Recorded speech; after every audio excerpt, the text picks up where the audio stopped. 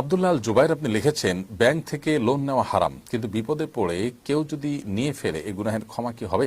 কিভাবে তওবা করলে আল্লাহ তাআলা মাফ করবেন? ভাই আব্দুল্লাহ আল জুবাইর, সুদী ব্যাংকের লোন বা সুদী প্রতিষ্ঠান থেকে সুদভিত্তিক লোন নেওয়া হারাম। অতএব কেউ সুদ ভিত্তিক লোন নিয়ে ফেললে আল্লাহ সুবহানাহু ওয়া তাআলার কাছে তওবার প্রক্রিয়া হলো যে খুব দ্রুততার সাথে তার অন্য স্থাবর সম্পদ দিয়ে বিক্রি করে হলেও বা অন্য হালাল বা বৈধ লোন নিয়ে হলেও এই লোনটাকে ক্লোজ করে ফেলা, অর্থাৎ যত দ্রুত সম্ভব এটা ক্লোজ করে ফেলা এবং আগের চুক্তি অনুযায়ী যে সুদ, সেই সুদ দেওয়ার কারণে যদি তিনি এখন ভুল বুঝতে পারেন এবং তওবা নাসুহা করেন, আশা করে যে আল্লাহ তাআলা তাকে মাফ করবেন এবং তওবা নাসুহা করবেন, জীবনে আর কখনো তিনি সুদের পথে পা বাড়াবেন না, যত বিপদই তার হোক না কেন। আশা করে যে আল্লাহ রাব্বুল আলামিন ক্ষমা করবেন, কারণ তিনি ক্ষমাশীল, তিনি ক্ষমাকে ভালোবাসেন। ইন্নাল্লাহা ইউহিব্বুত তাওয়াবিনা ওয়া ইউহিব্বুল মুতাতাহহিরিন। আল্লাহ তাআলা তওবা করে আল্লাহর দিকে যারা আসেন তাদেরকে আল্লাহ তাআলা ভালোবাসেন, বিধায় তওবা করে গুনাহ মাফ চাইলে আশা করে যে আল্লাহ তাআলা মাফ করবেন। নদী আইডি থেকে আপনি লিখেছেন, কিভাবে দোয়া করলে দোয়া কবুল হয়?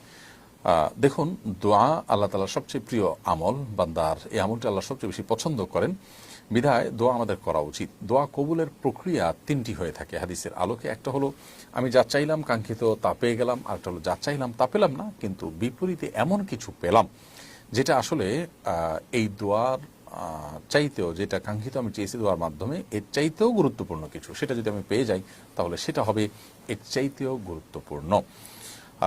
হতে পারে আমি আমার জন্য একটা জিনিসকে ভালো মনে করে আল্লাহর কাছে চাইছি, আল্লাহ তাআলা সেটা না দিয়ে অন্য একটা জিনিস দিলেন যা আমি আসলে চাইনি, অথচ সেটা আমার জন্য আরো বেশি ইম্পর্টেন্ট। এরকম অনেক সময় আমাদের দোয়া কবুল হয়।